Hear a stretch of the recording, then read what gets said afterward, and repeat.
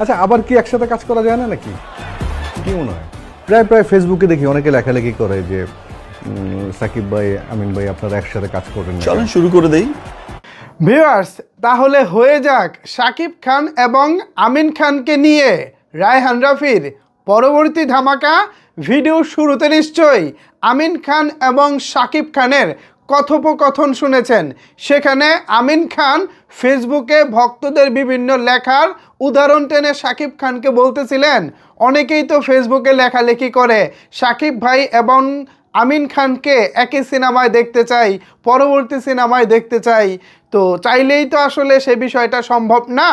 এখানে সিনেমার গল্পের ব্যাপার আছে, ডিরেক্টরের ব্যাপার আছে, প্রডিউসারের ব্যাপার আছে, অনেক কিছুর ব্যাপার আছে। তো শাকিব, আমরা আসলে কিভাবে এক হতে পারি? তখন শাকিব খান বলতেছিল যে আসলেই তো একটি সিনেমা করতে গেলে তো অনেক সময়ের ব্যাপার। তো চলেন আমরা আগামী বিপিএল দিয়েই একসাথে পথ চলা শুরু করি দীর্ঘ 15 বছর পর। তো তাদের মধ্যে যে খুনসুটি দেখলাম, যে ভালো লাগা দেখলাম, যে কথাবার্তা দেখলাম, এতে করে আমার এই মুহূর্তে একটি কথা বারবার মনে পড়তেছে। ভিউয়ার্স, কলকাতার যিশু সেনগুপ্ত ইতিমধ্যে আপনারা জানেন ভারতের বিভিন্ন ইন্ডাস্ট্রির বিভিন্ন জায়গায় কাজ করে যাচ্ছেন এবং তার প্রতিভার জানান দিয়ে যাচ্ছেন। সো যিশু সেনগুপ্ত থেকে কিন্তু আমাদের আমিন খান কোনো অংশে কম না, বরঞ্চ যিশু সেনগুপ্তের তুলনায় আমিন খানের ওজন অনেক বেশি, বাংলাদেশে তার পরিচিতি বেশি, অভিনয়ের দিক থেকেও সে দারুণ। সো তাকে কেন কাজে লাগানো হচ্ছে না এটা আমি জানতে চাই রায়হান রাফি ভাইয়ের কাছে। ভাই, আপনি তো শাকিব ভাইকে নিয়ে আপকামিং তাণ্ডব নামে একটি সিনেমা বানাবেন, দেখেন সেখানে আসলে আমিন খানকে কাজে লাগানো যায় কি না, যে কোনো একটা গুরুত্বপূর্ণ চরিত্রে অথবা বেশ ভাইটাল একটা রুলে আমরা আমিন খানকে দেখতে চাই। এটা আপনি ছাড়া এই মুহূর্তে আর কারো পক্ষে পসিবল না। রায়হান রাফি ভাই, আমি আপনার দৃষ্টি আকর্ষণ করতেছি। আমি আশা রাখি প্রত্যেকটা সাকিবিয়ান অন্তত এই বিষয়ে আমার সাথে একমত হবেন যে আসলেই আমিন খানকে কাজে লাগানো উচিত। তাকে দেখতে যেমন সুন্দর, তার অভিনয় তেমন ভালো, তার ভয়েস ভালো, ওভারঅল পুরোপুরি একটা প্যাকেজ হচ্ছে আমিন খান।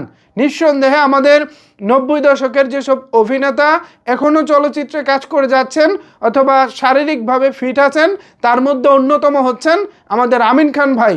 সো শাকিব খানের সাথে যেহেতু তার ভালো একটা বন্ধুত্বপূর্ণ সম্পর্ক, ভাইয়ের মতো সম্পর্ক, সর্বোপরি একজন সহকর্মী আরেকজন সহকর্মীর সাথে যেরকম ভালো সম্পর্ক থাকা উচিত, শাকিব খান এবং আমিন খানের মধ্যে কিন্তু ঠিক সেরকমই সম্পর্ক রয়েছে। সুতরাং সব দিক থেকে যেহেতু ব্যাটে বলে মিলে গেছে, সুতরাং এখানে আর রায়হান রাফি ভাই আপনি আর না করবেন না ভাই। তাণ্ডব সিনেমায় যে কোনোভাবেই হোক আমরা আমিন খানকে দেখতে চাই। আপনি তার জন্য ভালো একটা ক্যারেক্টার তৈরি করেন।